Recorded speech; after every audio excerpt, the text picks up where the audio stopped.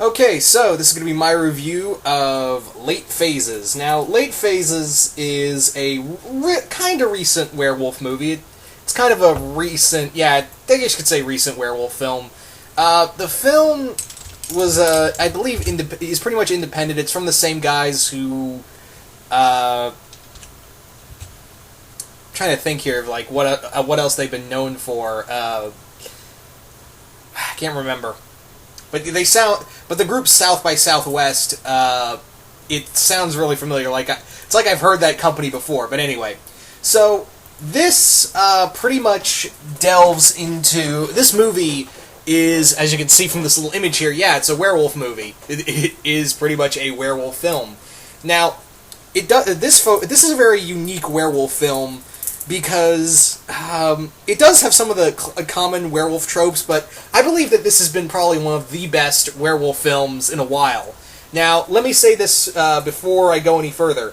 This film, if you're looking for like a bucket of blood, kind of gore and horror everywhere, you do get that. Let me say that. You do get that with Late Phases. But here's the thing. Here's the thing that goes along with that. Pretty much with this film is that there's a very good opener, and the ending of this film is just this balls to the wall, werewolf mania everywhere, with it's a very touching ending too. But it's mostly a film about a guy who is getting ready for a werewolf film, because this does really it follows the whole month of this character named Ambrose, who is preparing himself to fight and kill this werewolf, and also figure out the identity of it. I also love how it kind of takes the same idea as Dusk Till Dawn, where it's not like, oh, are they really vampires or are they something else? It's like that here, where Ambrose is like, nah, it's a fucking werewolf. I got attacked by a fucking werewolf, okay. So yeah.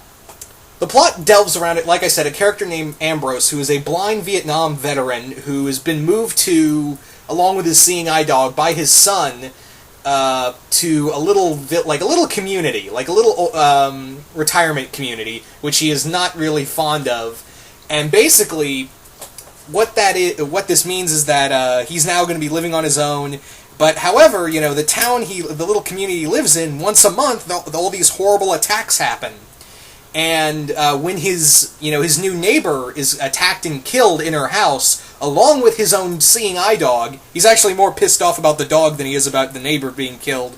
But yeah, when both the dog and the neighbor are killed, he decides to set out and hunt down this werewolf, thinking that this is going to be another great war for him. And throughout this story, we follow him, and like I said, prepare for the next full moon, because this does do the whole thing of, yeah, once a month this happens, the full moon rises and someone transforms. Now, I really don't want to spoil a lot about this film. There may be some minor spoilers here and there, but just some stuff I don't think will be a major spoiler for this film. The character of Ambrose, played by Nick Demancey, I think that's how you say his last name.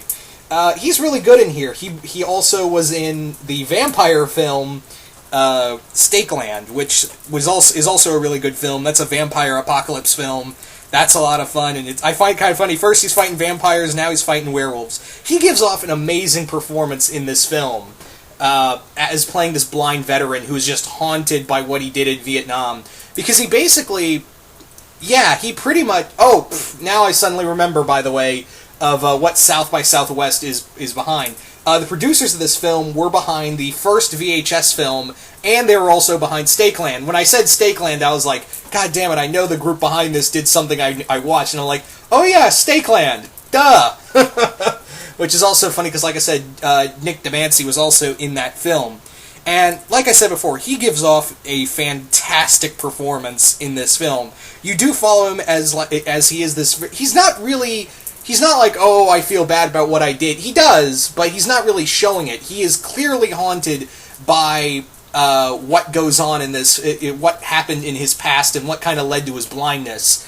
And he really does talk about it in length with probably the only friend he has in the film, which is a local preacher who just, they share smokes together.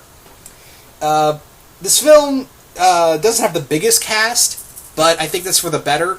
And what I also like about this film is that this really kind of talks about something that, not a lot of films kind of really touch on when it comes to retirement community or the elderly. It talks about how much people don't give a shit about them. I hate to put it bluntly, but that's true. In this film, they put it right out there that usually, and it's set, Ambrose says in this film, when someone says, this is a nice little community where you come to live, and he's like, nah, you come here to die. And that's kind of the sad truth. With this is that, they've got a police group patrolling around here, and they pretty much say, look, we have to respond to every little thing that happens, and then they usually forget about it because they have Alzheimer's. And yeah, even Ambrose, his own son, who was convinced by his wife to bring him here, is kind of like, yeah, whatever, Dad, you're just being crazy. So that's kind of the thing, is that Ambrose kind of feels like, yeah, I'm on my own here, and you know what? I'm totally fine with that.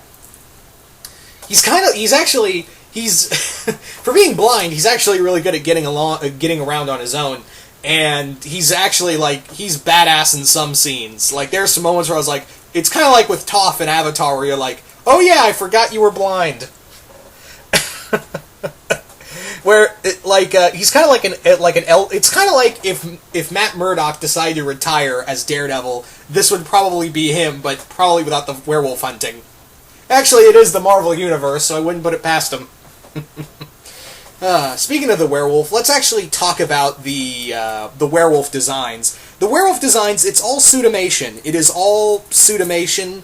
I really like that. I haven't really seen a lot of werewolf suits in films in a while. It's usually CGI. The last time they did it, and did it really good, was, of course, Dog Soldiers. That's still my favorite werewolf movie, but this is pretty good.